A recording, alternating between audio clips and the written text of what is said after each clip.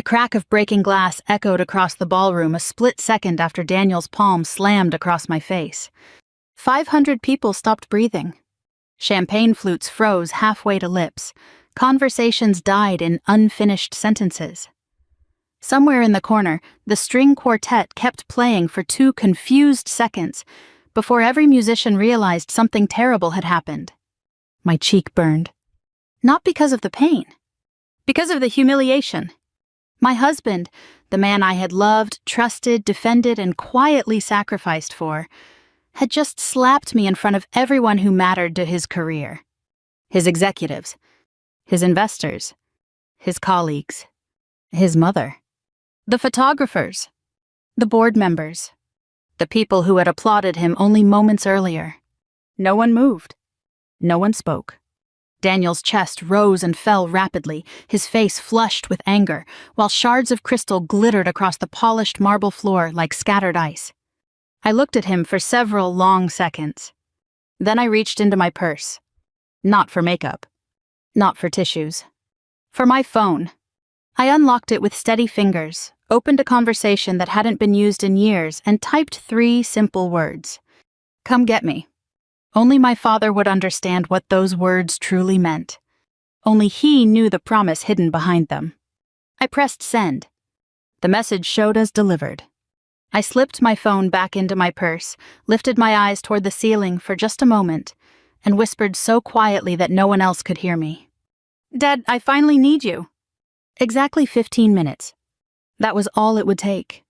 And none of them, not Daniel, not his mother, not anyone standing in that magnificent ballroom, had the slightest idea that their lives were about to change forever.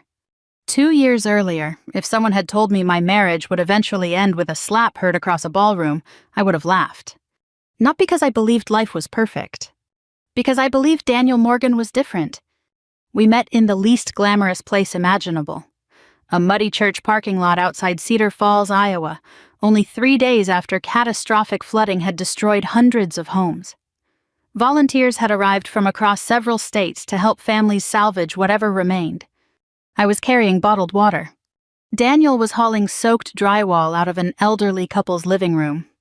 By lunchtime, both of us were covered in mud, exhausted, and arguing over whose turn it was to lift an impossibly heavy washing machine. You know, he said with a grin, wiping sweat from his forehead, you're incredibly stubborn. So are you. I saw it first. I was already carrying one end. He laughed. I guess we're both terrible at giving up. That became our first inside joke. Neither of us ever liked giving up. At least, that was what I believed. For the next several months, we stayed in touch, first through volunteer projects, then weekend coffee, then dinners that somehow lasted until restaurants closed around us. Daniel was charming without trying too hard. He listened when people spoke. He remembered birthdays. He tipped generously. He called his grandmother every Sunday afternoon. He dreamed about building something meaningful instead of merely becoming rich. Those qualities mattered to me far more than expensive watches or luxury cars ever could. Money had never impressed me. Perhaps because I'd grown up surrounded by more of it than I ever wanted. My father, Richard Carter, had spent 40 years building Carter Global into one of America's largest engineering and infrastructure corporations. Bridges, airports, hospitals, renewable energy projects. Our family name quietly existed behind projects that millions of people used every day. Yet almost nobody recognized him. That was exactly how he preferred it. Dad refused magazine covers. He declined television interviews. He wore ordinary suits purchased from the same local tailor he'd used for 25 years. He drove himself whenever possible.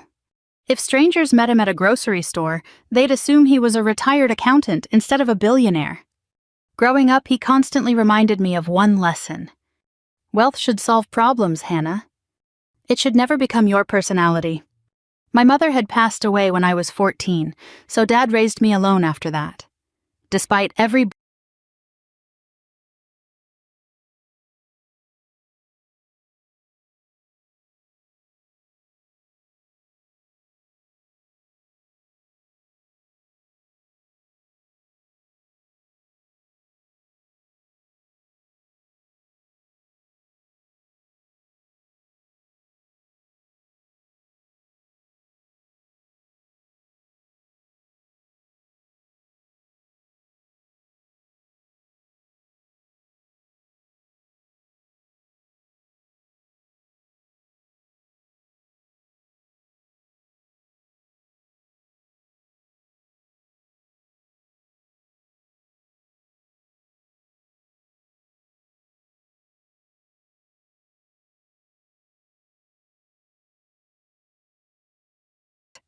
his nervous smile, and one simple question. "Hannah, will you marry me?" I said yes before he finished asking. 3 weeks later, I finally told him everything. He sat silently in my apartment for almost 5 full minutes after hearing my family's story. "Richard Carter," he finally whispered. "Your father is that Richard Carter?" I nodded. "I'm sorry I didn't tell you sooner." "No," he shook his head slowly. "I understand why." Then another thought crossed his face. My career. "What about it?" "If people find out, they'll think every promotion I ever earned came from your father." I reached across the table and took his hand. "Then no one has to know." He stared at me. "You'd really keep it private?" "I don't want our marriage built on my family's name." He squeezed my fingers. "I love you even more for saying that." Before the wedding, Dad invited Daniel to lunch. Just the two of them. Later that evening, Dad told me exactly how the conversation had gone. "I promised him I would never interfere in your marriage. And I also promised never to interfere in his career." That sounded exactly like my father. Fair, respectful, principled. Then he smiled in that quiet way he always did whenever he was hiding something sentimental. I did tell him one more thing. "What?" "When you were 6 years old, after you got lost for 15 minutes at the county fair, we made a promise." I laughed. "The emergency code. You remember?" "Of course." When I was little, Dad had told me that no matter where he was in the world, if I ever truly needed him, not because of scraped knees or broken toys, but because I genuinely believed I wasn't safe, I could send him 3 specific words. He wouldn't ask questions. He would simply come. I reminded Daniel about that promise, Dad said. What did he think? He smiled. Dad chuckled softly. I suspect he believed it was just an emotional father-daughter tradition. It was much more than that. It was trust. The deepest kind. Several months after our wedding, Daniel applied for an opening at Carter Global. Thousands of applications arrived every year. Competition was fierce. Dad never ordered anyone to hire him. He never bypassed procedures. The only thing he quietly requested from human resources was this. Give him an interview. Nothing more. Everything afterward belonged entirely to Daniel. He impressed every interviewer. He worked impossible hours. He volunteered for difficult assignments. He solved problems others avoided. Promotion followed promotion because he earned them.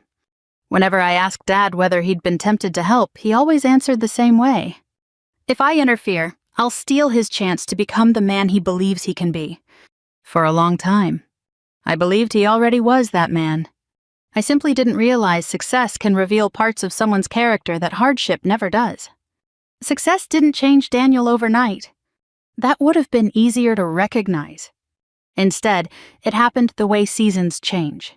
You don't notice the difference from one day to the next, but eventually you look outside and realize the landscape is completely different. The first change seemed harmless.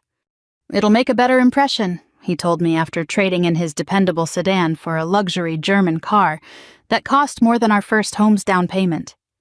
If you can afford it, that's your decision, I said with a smile. Do you love it? I do. Then I'm happy for you. At the time, I meant every word. Daniel had worked hard. He deserved to enjoy the rewards of his success. The second change was smaller. He began buying custom suits instead of off-the-rack ones. Then came the private business clubs, the expensive watches, the invitations to exclusive golf outings, the dinners where everyone compared vacation homes and investment portfolios instead of talking about their families. I noticed that he laughed differently around those people. A little louder, a little harder, as though he were trying to convince himself he belonged. One Saturday morning, I was loading fresh vegetables into the back of my old SUV after visiting our local farmer's market, when Daniel pulled into the parking lot. He climbed out of his new car wearing sunglasses that probably cost more than my entire outfit. You still come here? He asked. I love this place. He looked around before lowering his voice. Some of my coworkers shop nearby. So maybe next time use the grocery store. I frowned. Why? He hesitated just long enough. It doesn't exactly fit the image. The image of what? An executive's family. I stared at him. I've been shopping here since before we met. I know. The Thompsons grow those tomatoes themselves. Mrs. Alvarez saves peaches for me every summer. I've known half these people for years. I understand. No, Daniel. I gently closed the trunk. I don't think you do. He apologized later that night. He said work had been stressful. He blamed the pressure. I accepted his apology because marriages require grace, and because everyone says things they regret. But afterward, the apologies became more frequent, and the behavior that required them became even more frequent still.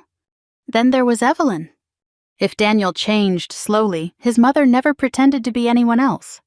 The first time I met Evelyn Morgan, she looked me up and down with the kind of smile that never reached her eyes. So, she'd said, stirring sugar into her coffee, what exactly do your parents do? My father owns a business. What kind? Engineering. Oh, she'd sounded disappointed. Over the following years, that disappointment evolved into open contempt. She had spent her entire life dreaming that her son would marry into wealth. Ironically, he already had. She simply didn't know it. Because I wore simple clothes.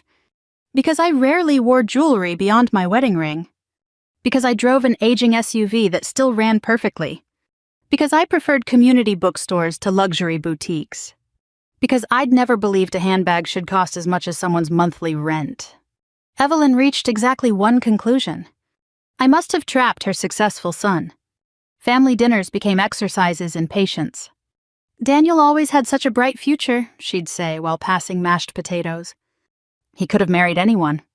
Another time she smiled sweetly before adding, girls from little towns know exactly how to find ambitious men. I wasn't even from a small town. She'd simply decided I was. One Thanksgiving, after complimenting the turkey I'd spent 6 hours preparing, she announced loudly enough for everyone at the table to hear, well, at least Hannah contributes something. Cooking is probably more useful to her than earning money. The room fell awkwardly quiet. Daniel chuckled. Not because he thought it was funny, because challenging his mother made him uncomfortable. He caught my eye and gave me that familiar look. Please don't respond. Please keep the peace. On the drive home, I finally asked, why didn't you say anything? He kept his eyes on the road. You know how Mom is. That's not an answer. If I argue with her, she'll only make things worse. So instead, I turned toward the window. You let her make things worse for me. He sighed. I wish you'd stop taking everything so personally. I almost laughed. What exactly was impersonal about being called a gold digger in your own dining room? The emotional distance between us grew in ways that outsiders probably never noticed. He began correcting me in public. Not about important things. Little things. The pronunciation of a wine label. The date of a vacation we'd taken. A story I'd already told. You remembered that wrong. You left out the important part. No, Hannah, that's not what happened. Eventually, I started questioning my own memory. Then came the jokes. If Hannah ever balanced the checkbook, we'd probably be bankrupt. Everyone laughed. I smiled politely. I'd actually handled our finances since we'd married. At another dinner, he wrapped an arm around my shoulders and said, she keeps me humble because she still thinks coupons are exciting. I do think saving money is exciting, I replied. His colleagues laughed again. Daniel smiled as though I'd just confirmed the punchline. The drive home was silent. I watched streetlights slide across the windshield while wondering when I had become the supporting character in my own marriage. Finally, I said, can we talk? We're talking. No. I faced him. I mean, really talk. He gripped the steering wheel. What now? I think we're drifting apart. We're busy. It's more than busy. He didn't answer. I think we should see a marriage counselor. His jaw tightened immediately. We don't need therapy. I think we do. Therapy is for couples who are falling apart. I whispered the words before I could stop myself. I think we are. He laughed once. Not kindly. We're fine. No, Daniel. We're just adjusting to success. Success. He kept using that word as though it explained everything. As though promotions automatically excused pride. As though bigger offices justified smaller acts of kindness. Months passed. I continued hoping the man I married was still somewhere beneath the polished executive. Then came the announcement. Daniel had been promoted to senior vice president. It was one of the youngest appointments in company history. I was genuinely thrilled for him. He'd earned it. Every late night. Every difficult project. Every weekend sacrificed to impossible deadlines. When the company decided to host a formal celebration, I threw myself into helping. I worked with the event planners, reviewed seating charts, coordinated dietary requests, helped select music, spent hours making sure elderly relatives would have comfortable tables close to the stage. No one asked me to. I simply wanted my husband to have a night he'd remember forever. A week before the event, Dad invited me to lunch. He never mentioned that he had personally approved Daniel's promotion after reading years of exceptional performance evaluations. Instead, he simply smiled over his coffee. "You seem happy." "I am." "You sound proud of him." "I really am." Dad nodded thoughtfully. "Good." Then after a pause, he added, "Leadership isn't measured by how high someone climbs." I smiled. "I know. It's measured by how they treat the people who can't help them climb any higher." At the time, I thought he was offering fatherly wisdom. Looking back, I sometimes wonder whether experience had already taught him to recognize warning signs that love had blinded me to. The ballroom was booked. The guest list exceeded 500 people. Executives from across the country confirmed their attendance.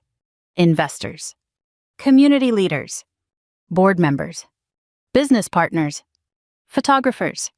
Everyone would be there to celebrate Daniel Morgan's extraordinary future.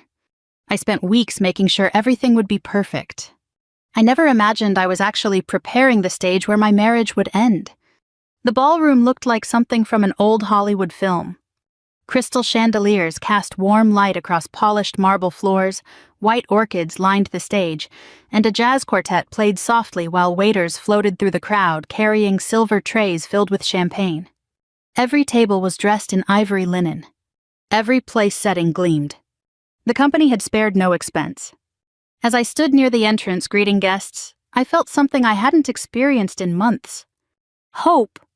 Maybe tonight would be different. Maybe this celebration would remind Daniel where he came from. Maybe we'd laugh together again the way we used to after muddy volunteer days and cheap takeout dinners.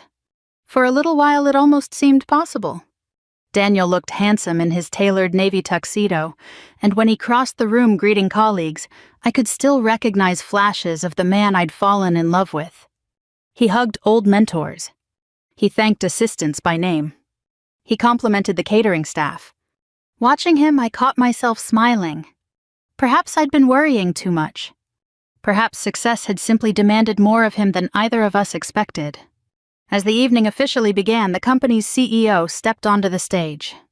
"Ladies and gentlemen," he announced, "tonight we celebrate exceptional leadership, remarkable dedication, and one of the brightest executives our company has ever developed." The room erupted into applause. Daniel accepted the standing ovation with practiced confidence. He thanked the board. He thanked his department. He thanked his mentors. He thanked his team. He thanked every executive who had supported his journey. Then he thanked his mother. The cameras turned toward Evelyn as she dabbed imaginary tears from her eyes. She stood proudly while guests applauded again. I waited. Surely my name would come next. We had been married for 5 years. I'd spent countless nights eating dinner alone because he was working late. I'd celebrated every victory, encouraged every setback, helped organize this very event. Instead, Daniel smiled toward the audience. "And finally," he said, "thank you to everyone who believed in me." That was it. No Hannah, not even once. A tiny ache settled somewhere behind my ribs. It wasn't the public recognition I cared about. It was what the omission revealed. Somewhere along the way, I had become invisible. Still. When he stepped off the stage, I embraced him. "I'm proud of you." He kissed my forehead absent-mindedly. "Thanks." Then someone from the board called his name. He walked away before I finished smiling. The ballroom gradually relaxed into conversation. Champagne flowed. Music resumed. Clusters of guests laughed together while photographers captured candid moments. I wandered toward one of the refreshment tables, grateful for a quiet minute. That was when Evelyn appeared.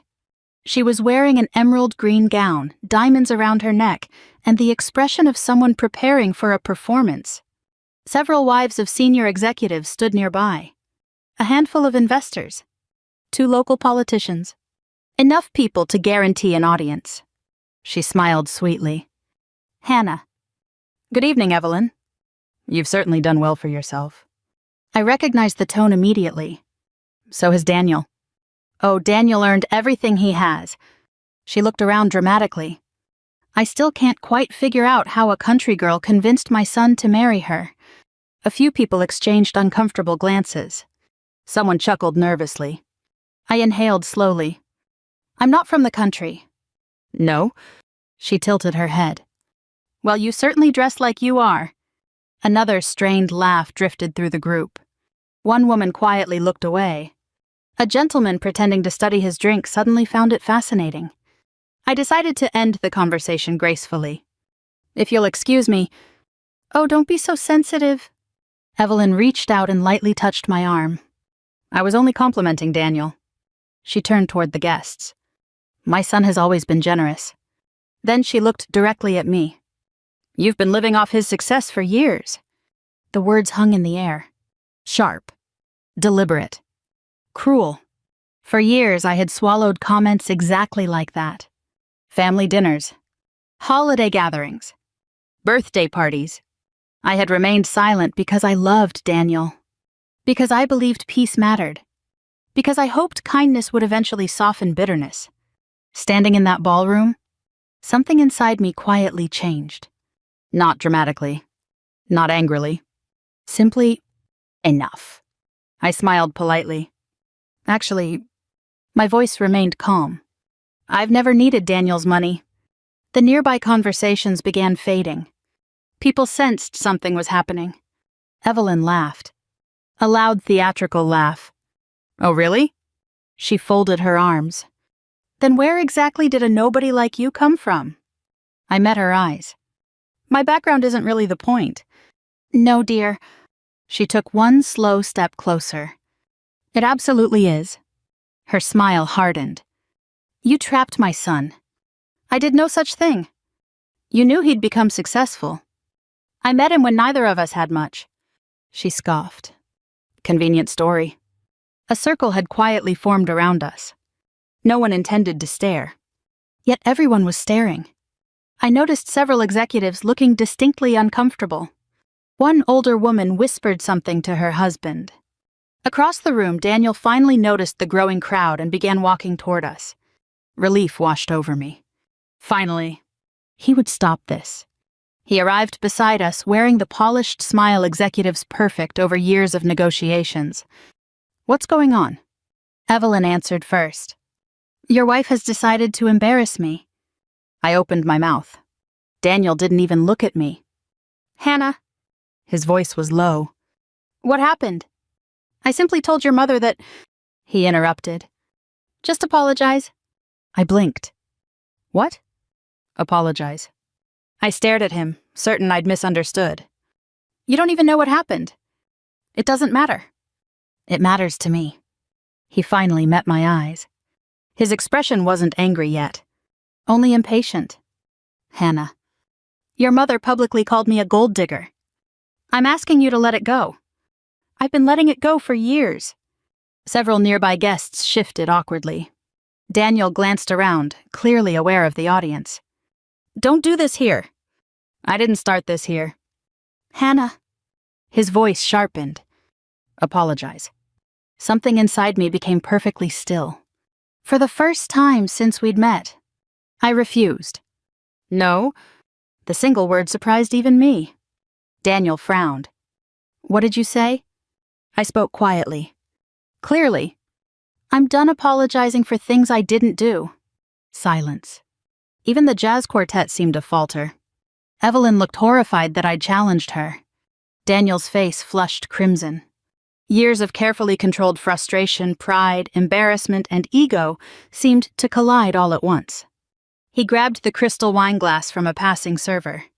For one impossible second, I thought he was simply going to walk away. Instead, he hurled it downward with all his strength. The glass exploded against the marble floor. The sound echoed through the ballroom like a gunshot. 500 conversations died instantly. Heads turned from every direction. The musicians stopped playing. Someone gasped. Daniel took one step toward me. His breathing was uneven. His eyes burned with rage. Hannah. I barely had time to register the warning. His hand struck my face so hard my head snapped sideways. The impact echoed louder in my memory than the shattering glass. Pain spread across my cheek. But shock spread much farther. No one moved. One waiter froze mid-step, still holding a tray of champagne. A photographer slowly lowered his camera. An elderly board member looked physically ill. Somewhere in the back of the ballroom, a woman whispered, "Oh my God!" Daniel stared at his own hand as though he couldn't believe what he'd done. Evelyn said nothing. Not one word. I slowly raised my fingertips to my cheek. It was already swelling. My wedding ring caught the light as my hand trembled ever so slightly. Not from fear, from disappointment. I looked at Daniel. Really looked at him. The ambitious volunteer I'd met in a flooded neighborhood was gone. Standing before me was a man who believed power entitled him to humiliation. Who believed silence meant permission. Who believed love would always endure one more insult. He was wrong. Without saying a word, I reached into my purse. Guests watched every movement. I removed my phone, unlocked it, opened one conversation. 3 words. "Come get me." I pressed send. The message disappeared. I slipped the phone back into my purse. Daniel finally found his voice. What are you doing?" I met his eyes one last time. My voice was calm enough to frighten several people standing nearby. "He'll come." No one understood what I meant. No one. Except me. And somewhere across the city, the only man who had ever promised that if I truly needed him, he would come without asking a single question. The clock had started. 15 minutes. That was all the time Daniel Morgan had left before he learned the truth about the woman he had just struck. No one knew what to do. The silence that followed the slap felt heavier than the marble columns surrounding the ballroom. Hundreds of guests remained exactly where they were, as though any sudden movement might shatter whatever fragile dignity still lingered in the room. Daniel finally cleared his throat. "Hannah." His voice had lost its confidence. I lost my temper." I looked at him without speaking. He took a hesitant step closer. "Let's go somewhere private." No. The word wasn't loud. It didn't need to be. His jaw tightened. "You're making this worse." I almost smiled. "No." He had already done that. A few executives quietly escorted their spouses toward the edges of the ballroom, giving us space while pretending they weren't watching. Conversations resumed in whispers that lasted only a few seconds before dying again. Someone offered me a napkin. Someone else quietly asked whether I needed ice. I thanked them both.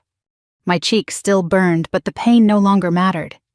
The humiliation had already reached its limit. Daniel glanced around at the sea of faces. He understood exactly what they were seeing. Not an accomplished executive. Not the newly promoted senior vice president. A man who had struck his wife in public. His mother finally broke the silence. "Oh, honestly." She waved one dismissive hand. "She provoked you." Several people turned toward her in disbelief. "What?" Evelyn continued. "Marriages have arguments." No one answered. Even those who had politely tolerated her for years looked uncomfortable. Daniel rubbed both hands across his face. "Mom, please." She frowned. "What?" This isn't helping. For the first time all evening, she looked genuinely confused. She still believed the real problem was embarrassment. Not violence. Not cruelty. Embarrassment. A security supervisor quietly approached Daniel. "Sir, would you like us to clear the room?" Daniel shook his head. "No." He forced an uneasy smile toward the guests. "Ladies and gentlemen, I apologize. My wife and I had a private disagreement." Private. The word echoed in my mind. Nothing about what he'd done had been private. He had chosen an audience. Now he wanted privacy only because the audience no longer admired him. The ballroom doors remained closed. The large antique clock mounted near the entrance ticked softly. 1 minute. 2. 5. 7. I wasn't counting because I doubted my father. I was counting because I'd spent my entire childhood believing that promise, and now, after nearly 3 decades, I was finally testing it. At exactly the 15th minute, the ballroom doors opened. No one announced him. No spotlight followed him. Richard Carter simply walked inside wearing a charcoal gray suit that looked almost ordinary. He carried no bodyguards, no assistants, no entourage, just a simple leather briefcase in one hand. His silver hair was neatly combed, his expression calm, measured. The room barely noticed him at first. Daniel did. His face brightened with visible relief. "Richard." He hurried forward. "I'm so glad you're here." He reached out to shake my father's hand. Dad never even slowed his pace. He walked directly past Daniel as though he hadn't spoken. That single moment unsettled the room more than any dramatic confrontation could have. My father stopped in front of me. His eyes immediately found the outline of fingers still visible across my cheek. He didn't gasp. He didn't shout. He simply looked. Anyone who truly knew Richard Carter understood something about him. The quieter he became, the more serious the situation was. He lifted one hand and gently brushed a loose strand of hair away from my face. His fingertips barely touched my skin. "Hannah." "I'm okay." He looked into my eyes. "No." His voice was almost a whisper. "You're pretending to be." For just 1 second, I was 6 years old again. The little girl who believed her father could fix anything. He studied the mark on my face once more. Then he asked the only question that mattered. "Did he do this?" I nodded. "I did." No tears. No trembling. Just the truth. Dad closed his eyes briefly. When he opened them again, every trace of softness had disappeared. He turned around slowly. Daniel stepped forward immediately. "Richard, I can explain." Dad looked at him. "I imagine you can." "It wasn't—" "You struck my daughter." "It was a mistake." "No." Dad's voice remained perfectly level. "A mistake is sending an email to the wrong person." He paused. "Violence is a decision." No one breathed. The CEO had been standing near the stage throughout the confrontation. The moment he saw Richard turn, he hurried forward. Then something happened that almost no one in the ballroom expected. The CEO stopped 3 feet away, straightened his jacket, and extended both hands respectfully. "Good evening, Mr. Chairman." The words seemed to freeze in the air. "Mr. Chairman." Several senior executives immediately stood straighter. Board members who had been seated quietly rose to their feet almost in unison. One vice president instinctively stepped aside, creating a clear path. Whispers spread across the ballroom. "Chairman? What did he say?" "Mr. Carter?" Daniel looked from the CEO to my father and back again. His face slowly lost all color. The CEO turned toward the crowd. His voice carried effortlessly across the silent ballroom. "Ladies and gentlemen." He smiled politely. "I don't believe everyone has had the privilege of meeting our founder and executive chairman." He gestured respectfully toward my father. "Richard Carter." If silence could become physical, it would have felt exactly like that moment. One investor actually removed his glasses as though clearer vision might somehow change what he'd heard. A woman covered her mouth. Several younger managers stared openly.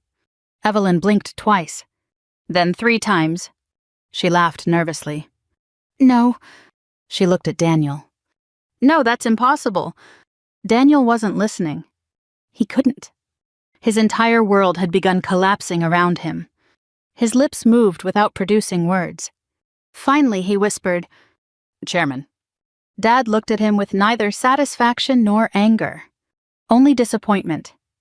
"I gave you my word before your wedding." Daniel swallowed. "I remember. I told you I would never interfere in your marriage." "You didn't." "I also promised I would never interfere in your career." Another nod. "You kept that promise." "I did." Dad glanced around the ballroom. "So everyone here understands exactly what happened." He folded his hands behind his back. When Daniel applied to Carter Global years ago, Human Resources rejected his resume during the initial screening process. Daniel closed his eyes. He had never known. "I asked them to reconsider." Dad continued. "I gave one instruction." His voice remained steady. "Interview him. Nothing more. I did not hire him. I did not promote him. I did not assign him projects. I opened one door." He looked directly at Daniel. "You walked through it yourself." Several executives exchanged quiet looks. They knew exactly how unusual that level of restraint was. Dad continued. "Every promotion afterward reflected your work." He nodded once. "You earned them." Daniel's shoulders slumped. "I was proud of that." "So was I." Dad's next sentence landed with devastating calm. "When your promotion to senior vice president came before the executive committee, I reviewed every evaluation personally." He looked toward the audience. "Every report described Daniel Morgan as intelligent, disciplined, ethical, a leader others trusted." He paused. "I approved the recommendation because I believed those evaluations reflected his character." His eyes returned to Daniel. "Tonight, you proved every one of us wrong." No one applauded. No one moved. The truth required no decoration. Dad slowly turned toward Evelyn. She looked suddenly much older. "You've spent years calling my daughter a gold digger." Evelyn's mouth opened. Nothing came out. "My daughter hid her family name because she didn't want your son spending his life under my shadow." Another pause. "She loved him enough to protect his pride." Evelyn's knees visibly weakened. One nearby guest instinctively reached out to steady her. She barely noticed. She whispered. "I didn't know." "No," Dad answered quietly. "You never bothered to ask." He turned toward the CEO. The CEO gave a single nod, then addressed the ballroom in the formal tone reserved for official corporate announcements. "Effective immediately." He looked toward Daniel. "Your appointment as senior vice president is rescinded pending a formal ethics investigation." A murmur swept through the room. The CEO continued. "Until that investigation is complete, you are relieved of all executive responsibilities." Daniel stared in disbelief. "You're firing me?" "No," the CEO answered evenly. "We are holding you accountable." Two security officers approached. Neither touched him. Neither raised a hand. One simply said, "Mr. Morgan, please come with us." Daniel looked desperately toward me, then toward Dad. Finally, he lowered his head. Without another word, he walked away. The ballroom remained silent as the doors closed behind him. No shouting. No revenge-filled speech. No public humiliation beyond the consequences he had chosen for himself. Only the unmistakable weight of character revealed. Dad looked at me again. His voice became gentle once more. "Come home, sweetheart." For the first time all evening, I allowed myself to believe that home wasn't a place.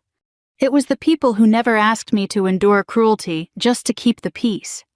The video reached the internet before sunrise. In a ballroom filled with more than 500 executives, investors, elected officials, and guests, dozens of phones had quietly recorded what happened. By the next morning, clips of Daniel throwing the wine glass, striking me across the face, and then watching in stunned silence as Richard Carter was introduced as the company's founder and executive chairman, had spread across news programs and social media. People argued about the business consequences. They debated corporate leadership. They discussed privilege and accountability. Very few disagreed about one thing. A man who hit his wife in public had probably done far worse behind closed doors. The company's investigation moved quickly. Not because my father demanded it. He never did. In fact, he formally removed himself from every discussion involving Daniel's employment. "The investigation," he told the board, "must be fair enough that no one can claim it was influenced by me." Independent attorneys interviewed everyone who had witnessed the incident. Servers, musicians, security officers, photographers, executives, board members. Guests I had never even met before voluntarily contacted the company to provide statements. Several admitted they had noticed Daniel's increasingly disrespectful treatment of me over the previous 2 years at company functions. One executive's wife quietly confessed, "I kept wondering if I should have said something." I smiled sadly. So did I. The investigation uncovered nothing illegal before the assault. Daniel had not stolen money. He had not manipulated financial reports. His business performance remained exactly as impressive as everyone had believed. That somehow made everything even sadder. Talent had never been his problem. Character was. 3 weeks later, the board released its decision. Daniel Morgan's employment with Carter Global was terminated for violating the company's leadership standards, engaging in workplace misconduct during an official corporate function, and bringing disrepute upon the organization. The announcement was only 3 pages long. It never mentioned my name. It didn't need to. The facts spoke clearly enough. The legal system moved more slowly. I cooperated fully with law enforcement, answered every question honestly, and declined every opportunity to exaggerate what had happened. The truth was sufficient. Daniel accepted responsibility for the assault. His attorney negotiated through the normal legal process, and the court imposed the consequences required by law. Justice didn't erase what happened. It simply acknowledged that what happened mattered. About a month after the incident, I filed for divorce. Walking into the courthouse alone felt strangely peaceful. For years, I had confused endurance with loyalty. I finally understood they weren't the same thing. Real loyalty can survive disagreement. It cannot survive abuse. Daniel wrote to me several times while the legal proceedings continued. The first letter blamed stress. The second blamed alcohol. The third blamed his mother. The fourth blamed himself. Only the fifth sounded honest. It contained no excuses, no explanations. Just one sentence written across a single sheet of paper. I became someone I no longer recognize. I read it twice, then folded it carefully and placed it inside a drawer. Dad noticed it one evening. "You don't have to answer." "I know." He sat beside me on the back porch, overlooking the lake behind his house. The sun was setting, painting the water in shades of orange and gold. "I keep wondering whether people can truly change." "They can." His answer came immediately. "But change doesn't erase consequences." I nodded slowly. "So forgiveness?" He smiled gently. Belongs to you." Another quiet moment passed before he added the words I would carry with me for the rest of my life. Never confuse forgiveness with trusting someone again. I looked at him. "Those are different things." "They're very different things. Forgiveness releases bitterness. Trust must be earned. Some people mistake one for the other." I never forgot that lesson. The divorce became final several months later. I kept very little. Not because I had to, because I wanted a clean beginning. For the first time in my adult life, I publicly introduced myself as Hannah Carter. People assumed I had finally decided to embrace my family's influence. The truth was almost the opposite. I wanted my name attached to something bigger than wealth. With my father's encouragement, but never his control, I established the Carter Foundation for Safe Homes, a nonprofit organization dedicated to helping survivors of domestic violence and emotional abuse rebuild their lives. We funded emergency housing, legal assistance, counseling, career training, childcare for parents trying to start over. The first woman we helped reminded me painfully of myself. She apologized every few minutes. "I'm sorry to bother you." "I'm sorry I'm crying." "I'm sorry I stayed so long." I gently took her hand. "You never have to apologize for surviving." As the foundation grew, I visited shelters across the country. Again and again, I heard the same heartbreaking sentence. I thought it would get better. Sometimes it does. Sometimes people truly change. But hope should never become permission for someone else to keep hurting you. One autumn evening, nearly a year after everything happened, Dad and I sat on the porch, watching leaves drift across the yard. Neither of us spoke for a long time. Finally,